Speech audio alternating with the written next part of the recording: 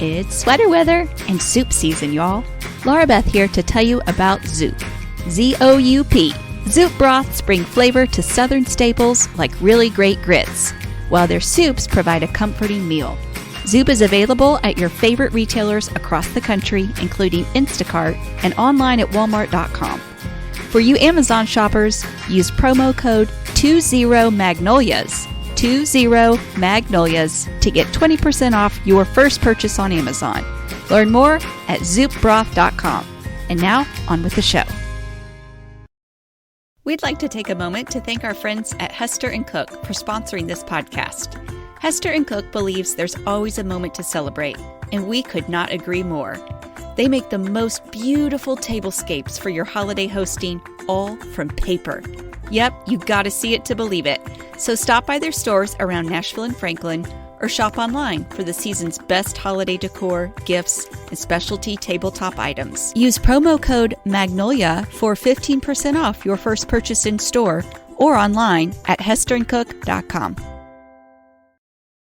Do you love to have beautiful fresh flowers as part of your decor each season? Wouldn't it be wonderful if all you had to do was take your garden shears out in the yard and clip a few things that are blooming?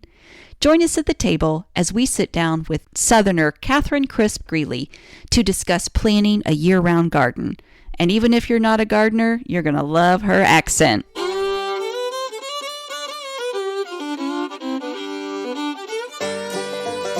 I'm Lainey. And I'm Laura Beth. And we are Steel Magnolias. The strength of steel With the grace of a magnolia. We are here to have uplifting conversations about life in the South. And we've got plenty of room at our table, so pull up a chair.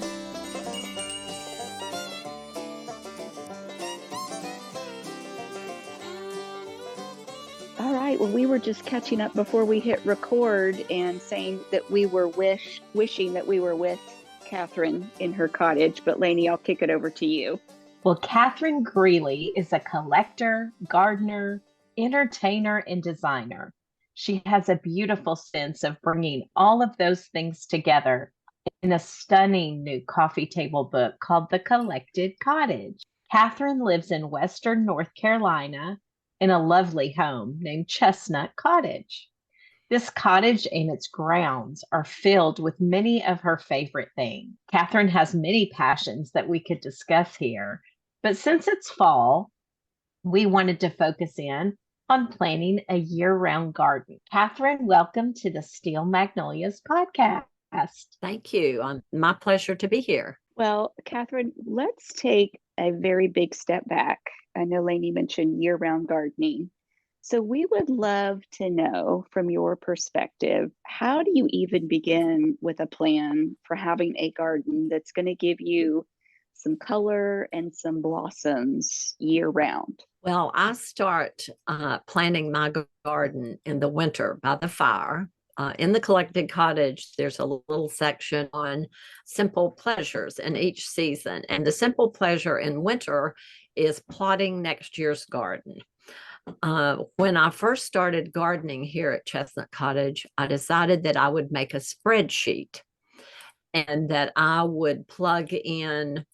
First of all, I think many gardeners make the mistake of just selecting their favorite flowers, but I feel like that you have to plug in into a spreadsheet, if you're so inclined, the colors of the plant you like, the bloom time, whether there's sun or shade, what is the nature of the plant? Are they tall and floppy, or are they short and rounded?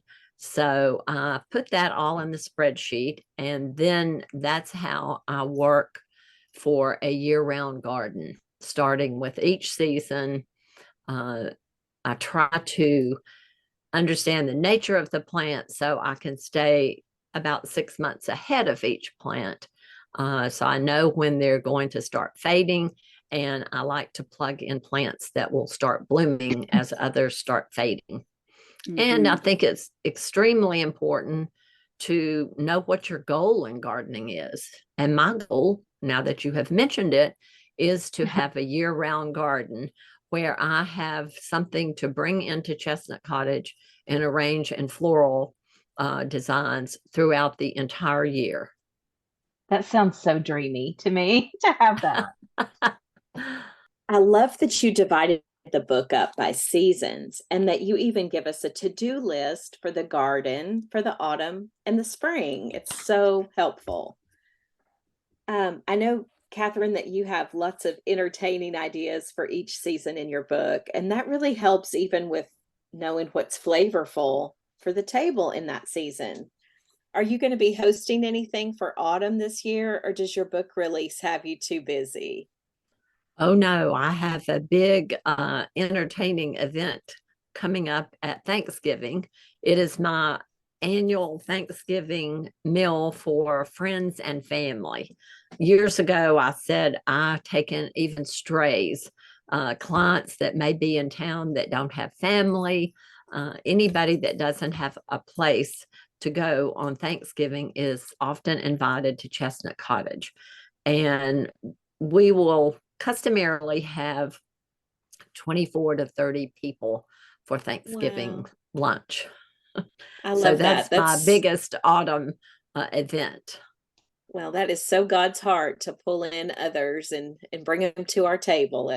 I love that you do that. Wow, that's a big undertaking. You said that's an annual event. How long have you been doing that? Oh, probably over 25 years. Oh my goodness. Wow. And it's kind of sad to me each, through those 25, 30 years, a lot of my Thanksgiving patrons are no longer with us. Mm. But for instance, my mother and stepfather, my mother and father-in-law.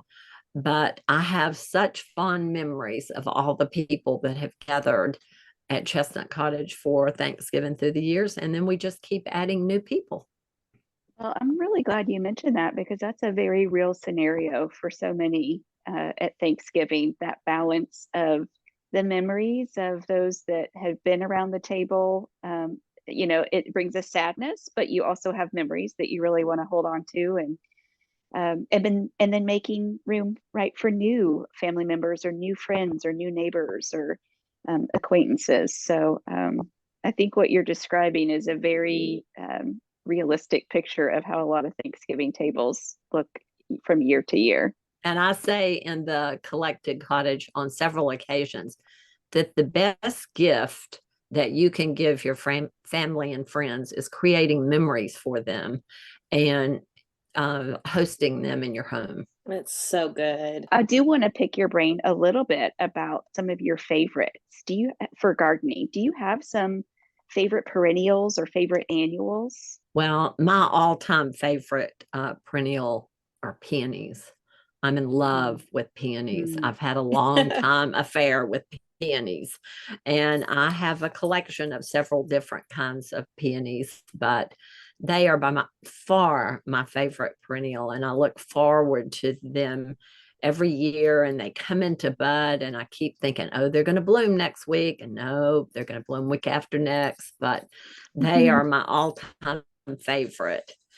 And to answer you on annuals, I don't use annuals in the garden, in the perennial borders, but I do use them, of course, in my window boxes. And I stick with pretty much the same favorite annuals in the window boxes every year. I use a very special color of geraniums called Calliope Burgundy. And I use heliotrope and lobelia and ivy and a combination of perennials. I'm sorry, of annuals, but they are the same from year to year. Okay. Well, I've kind of fallen in love with perennials myself, just because, it's kind of a one and done in the sense of you got to tend them a little bit, but just it feels like a better investment. Definitely. Mm-hmm. Kathryn, real quick, you mentioned peonies. I know that peonies can last many, many years. Do you have any that are especially aged in your garden? I do. My mother and stepfather moved over to Waynesville several years ago. And before they left their home in Andrews, we dug up all the peonies that were at my stepfather's home. And those peonies were probably planted years and years ago by his mother and grandmother. So we dug all the tubers of the peonies and brought them to Chestnut Cottage. And over the years, we have lost some of them, but we still have a few of the Sarah Bernhardt peonies from their garden. Oh, how special. I love that. Well, my next question was going to be regarding placement when you are planning your garden. You've already mentioned that you use a spreadsheet. So do you actually draw it out at all, or do you just kind of on your spreadsheet you kind of know what you're doing? No, I draw it out with, my colored pencils. That's just the nature of a designer, is to sketch things out because you want to see the plants that are taller or more floppy, like bee balm or Joe Pye weed, and put those in the back of the borders, and then come down to the lower things in the front of your borders. With bee balm, yes, I do. Do you tie that up, or how do you handle your bee balm?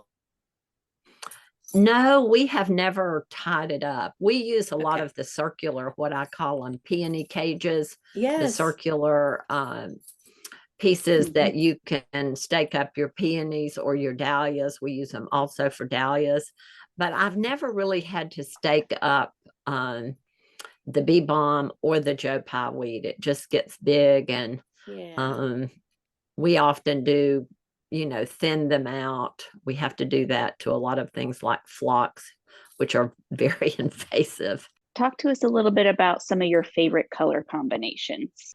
Well, I have always, my cottage on the interior is very English country cottage, and the garden is an English garden, cottage garden, which I use predominantly pastels, purples, blues, pinks, yellows.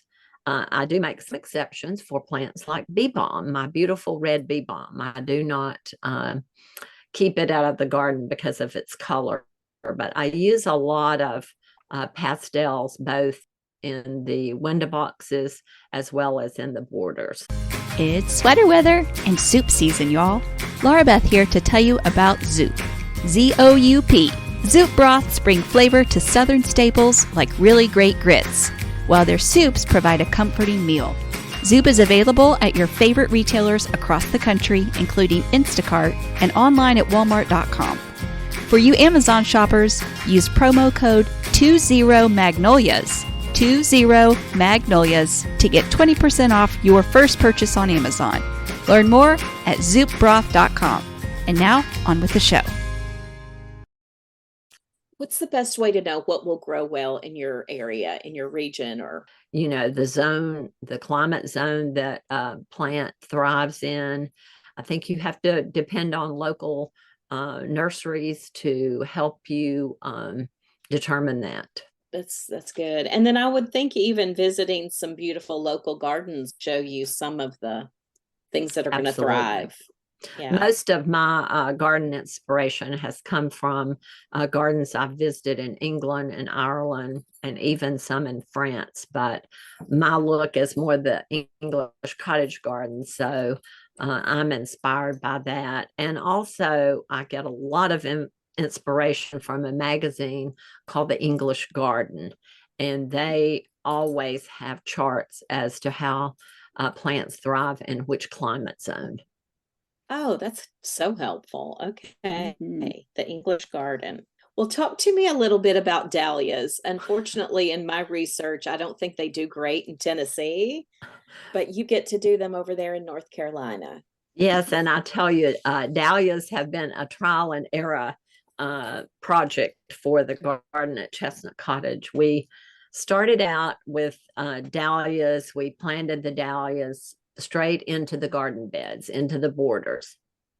Well, we determined that the moles and the voles loved dahlias, and that the areas that we were planting the dahlias in got much too much rain, too much water. and the tubers just rotted.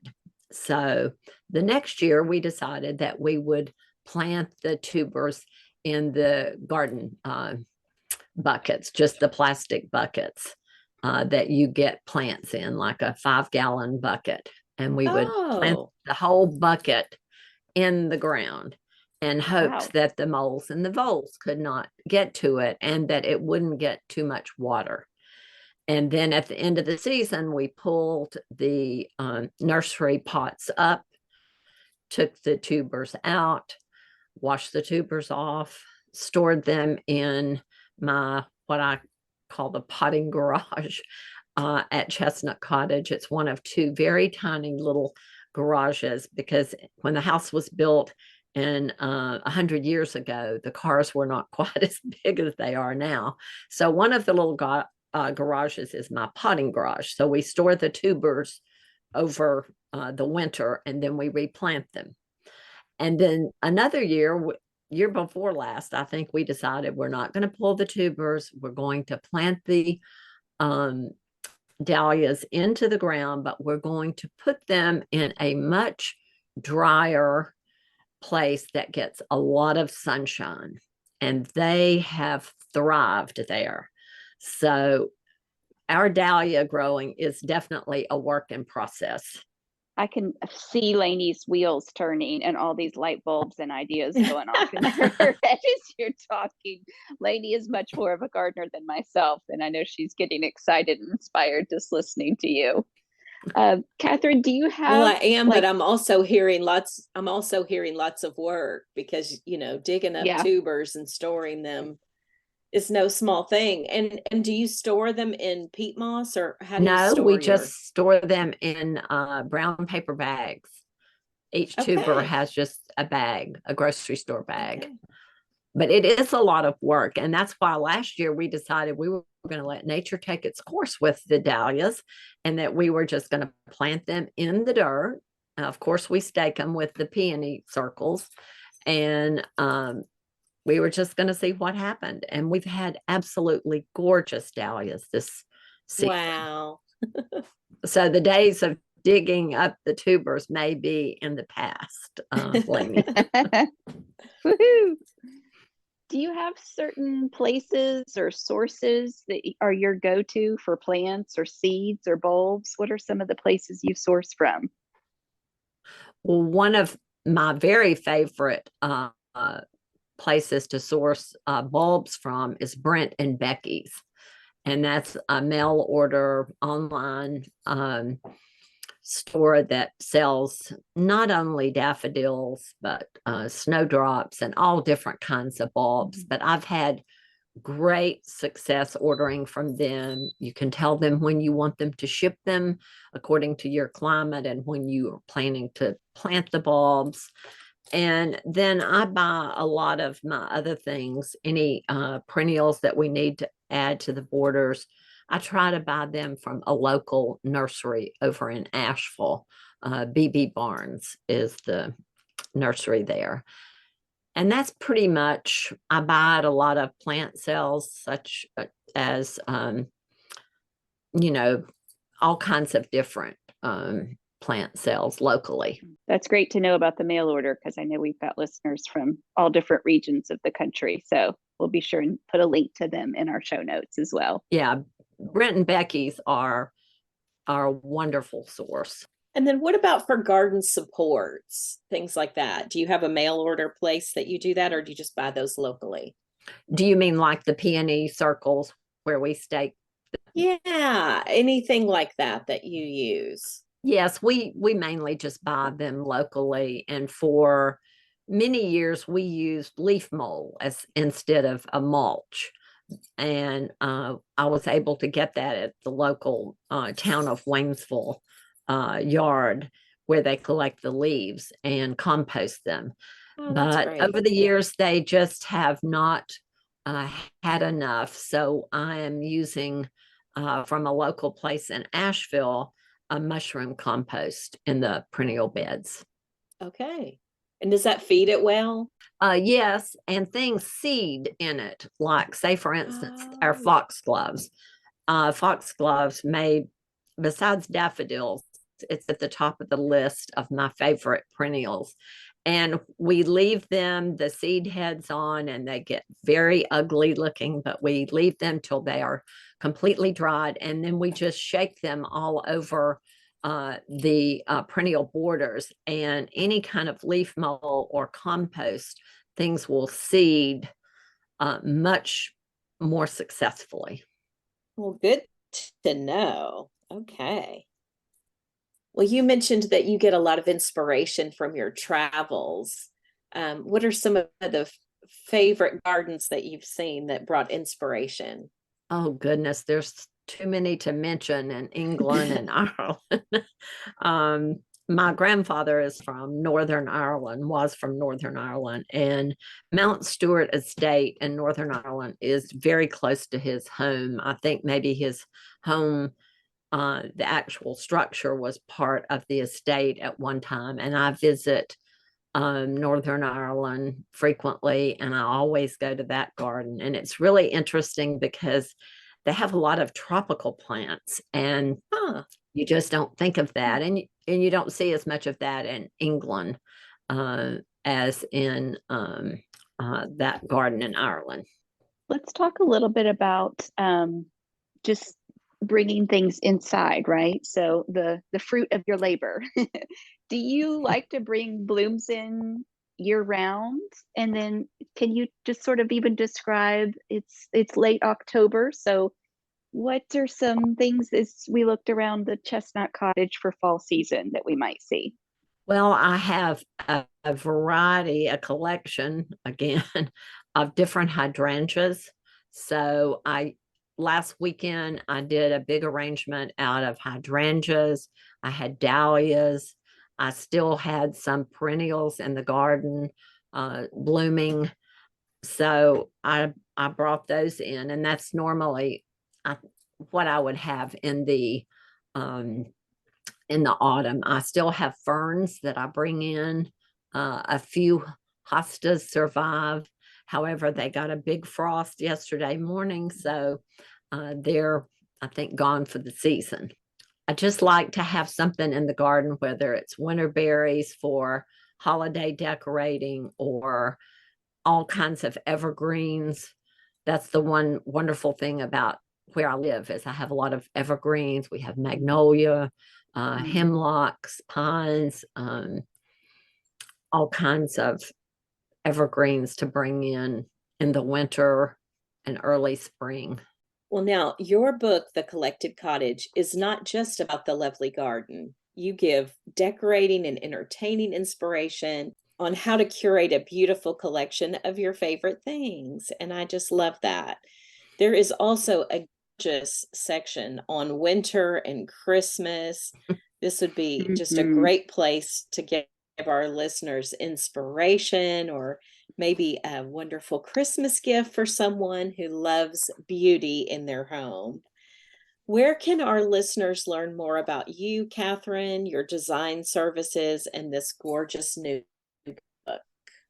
On my website, KathrynGreeleyDesigns.com. The book is for sale on that website, as well as on Amazon and in lots and lots of local bookstores, gift shops. As I said, my website has a portfolio of my design work where your listeners could go and look at my work. I still have a few copies of my first book, The Collected Tabletop, that are available also on my website. And even recipes. There's even some recipes in this. I'm flipping through the Christmas section since we were talking about Christmas, and I'm seeing Christmas recipes that I want to dive into. There's just, we cannot overstate the beauty of this book. It would be an incredible gift for a loved one. It would be a very generous host gift. Or just spoil yourself. Get one for yourself, right? Put it on your own coffee table. A lot of readers have told me that they really enjoy the recipes because they're recipes that they can actually do. And they're just family recipes from friends. I would not consider them gourmet recipes. They're just very good recipes. Mhm. I Mhm. can't wait to make the meat sauce for the Yes. I'm calling it a spaghetti. Oh, it looks delicious. I always laugh. One of the recipes in my first book was for my grandmother's caramel cake. And for years, I did a blog, and it was on the blog. And we ultimately took the blog down. And I have weekly people email my website in this panic because they can't find it. Kathryn, we can't thank you enough for your time today, for your dedication to making things beautiful. Before we close, I would love for you to just share from North Carolina resident. Is there anything that you would love for people to just know about your great state? Well, I think one of the wonderful things about our state, especially my area in Western North Carolina, is that we have 4 very distinct seasons, beautiful seasons. And the great thing about North Carolina, it's a very long state, and we have the mountains in my area and the beaches at the very other end of North Carolina. So I feel like North Carolina has something for everyone. That's true. That is true. And yeah, the mountains and the beach are just really special. You get to meet both of those in North Carolina. So congratulations on your book release. We'll put all the links to the things that we've discussed today in our show notes. And we just will wish that we were there in spirit for your annual Thanksgiving gathering, because it just sounds wonderful. So be sure and put some pictures up that we can live vicariously through on your social account, so that we I can certainly all see will that. on my Instagram. I'll put Good. up images on Instagram and Facebook. And it's been my pleasure to chat with you girls. And I do also wish you would be here at my Thanksgiving table. Oh, maybe someday. Yes. Yes. We're very inspired. So we will take this inspiration and put it into our own plans for the rest of this year and for our year-round gardens. Well, everyone, thank you for joining us. Thank you for listening. We hope that you too were inspired. And we'll leave you with our usual sign off. Peace be with y'all.